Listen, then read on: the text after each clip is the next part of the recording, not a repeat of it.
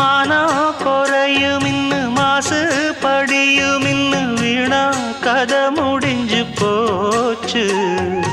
ஈசான மூலையில லேசான பள்ளி சத்தம் மாமன் பேர சொல்லி பேசுது.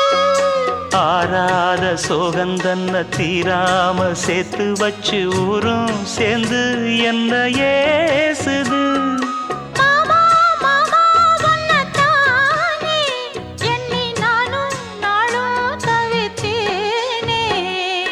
கூண்டுக்குள்ள என்ன வச்சு கூடி நின்ன ஊற விட்டு கூண்டுக்குள்ள போனதென்ன கோலக்கிளியே.